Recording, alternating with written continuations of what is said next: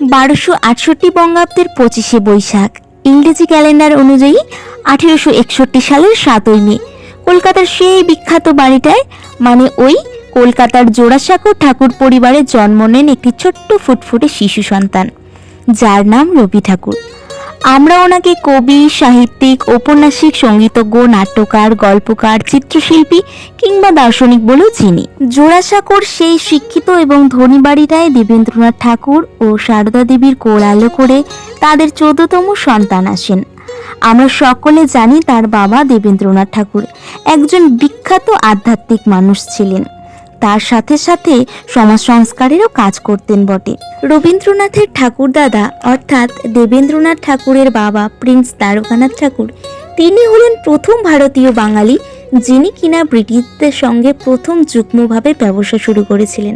রবীন্দ্রনাথ খুব ছোট্ট বয়সেই তার মাকে হারিয়ে ফেলেছিলেন। তার বাবা যেহেতু সমাজ সংস্কারক ছিলেন, তাই তাকে বাইরে বাইরেই বেশিরভাগ থাকতে হতো।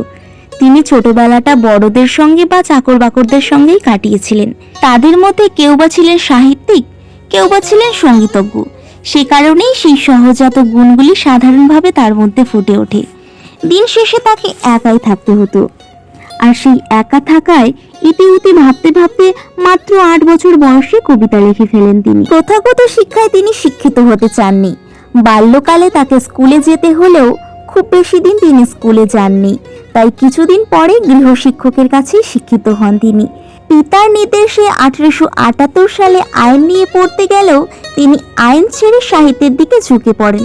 সাহিত্য ও ইংরেজি ভাষা কিংবা অন্যান্য ভাষার প্রতি বেশি গুরুত্ব দিয়ে ফেলেছেন তিনি, তাই আবারও তাকে ভারতে ফিরে আসতে হয়। তিনি মূলত প্রথাগত শিক্ষাকে এড়িয়ে কারিগরি শিক্ষাকেই বেশি প্রাধান্য দিয়েছেন, তাই বিশ্বভারতী বিশ্ববিদ্যালয় প্রতিষ্ঠা করেন।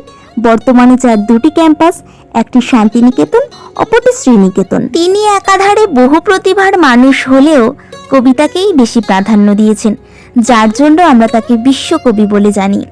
অসংখ্য কবিতার পাশাপাশি তিনি 2000-এরও বেশি গান লিখেছেন। এছাড়াও 95টি ছোট গল্প, 36টি প্রবন্ধ, 38টি নাটক, 14টি উপন্যাস লিখেছিলেন তিনি।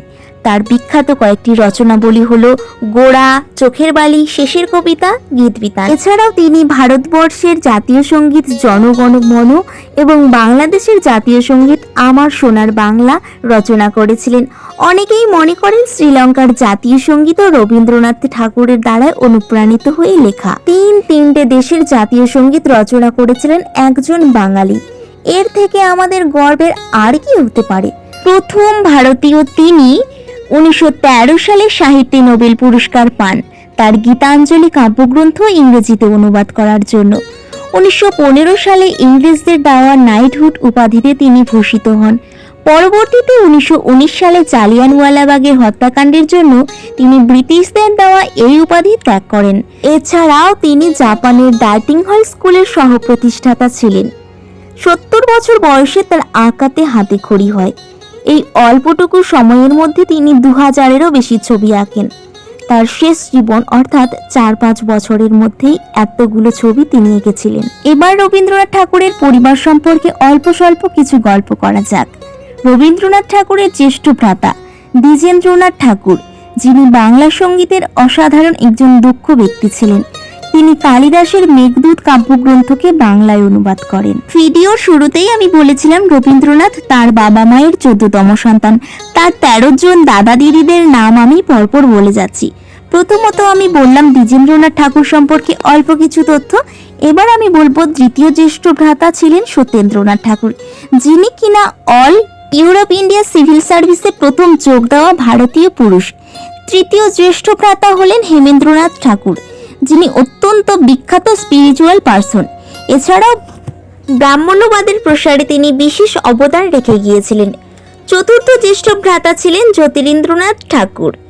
পঞ্চম জ্যেষ্ঠ ভ্রাতা ছিলেন বীরেন্দ্রনাথ ঠাকুর। ষষ্ঠ জ্যেষ্ঠ ভ্রাতা ছিলেন ভূপেন্দ্রনাথ ঠাকুর। সপ্তম জ্যেষ্ঠ ভ্রাতা ছিলেন শোভেন্দ্রনাথ ঠাকুর। অষ্টম জ্যেষ্ঠ ভ্রাতা ছিলেন পূর্ণেন্দ্রনাথ ঠাকুর। এছাড়াও তার 5 জন বড় ভগিনী ছিলেন। প্রথম বড় ভগিনী স্বর্ণকুমারী দেবী, দ্বিতীয় বড় ভগিনী ছিলেন সৌদামিনী ঠাকুর, তৃতীয় বড় ভগিনী ছিলেন বর্ণকুমারী ঠাকুর, চতুর্থ বড় ভগিনী ছিলেন শরৎকুমারী ঠাকুর এবং পঞ্চম বড় ভগিনী হলেন সুকুমারী ঠাকুর। রবীন্দ্রনাথ ঠাকুরের স্ত্রীর নাম ছিল মৃণালিনী দেবী। তাদের 5টি সন্তান ছিল: রথীন্দ্রনাথ ঠাকুর, সোমেন্দ্রনাথ ঠাকুর, রেণুকা ঠাকুর, মাধুরীলতা ঠাকুর এবং মীরা ঠাকুর। ঠাকুর পরিবারের প্রত্যেকটি ব্যক্তি কোনো না কোনো সাম্মানিক পেশার সাথে ওতপ্রোতভাবে যুক্ত ছিলেন। সে কারণেই সেই পরিবারকে সমাজে বিশেষভাবে সম্মান করা হতো। তিনি শেষ জীবনের 4-5 বছর বহু অসুস্থতার সম্মুখীন হয়েছিলেন, কিন্তু তার কলম থেমে থাকেনি।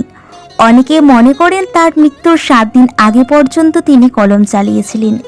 দীর্ঘ লড়াইয়ের পর 2 আগস্ট 1941 সালে জোড়াসাঁকোর সেই ঠাকুর বাড়িতেই তিনি শেষ নিঃশ্বাস ত্যাগ করেন।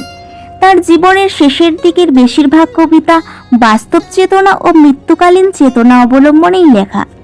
এই কবিতাগুলো তার মৃত্যুর পর প্রকাশিত হয়। তো বন্ধুরা, কেমন লাগলো আজকের ভিডিও? যদি ভালো লেগে থাকে তাহলে অবশ্যই লাইক, কমেন্ট এন্ড শেয়ার করে দিও। আর এ ধরনের তথ্যপূর্ণ ভিডিও দেখার জন্য চ্যানেলটিকে সাবস্ক্রাইব করে পাশে থাকা বেল আইকন বাটনটিকে দাবিয়ে দেবেন। রবি ঠাকুরের শ্রীচরণে আমার প্রণাম জানিয়ে আমি ভিডিওটিকে শেষ করতে চললাম। ধন্যবাদ আপনাদের সকলকে।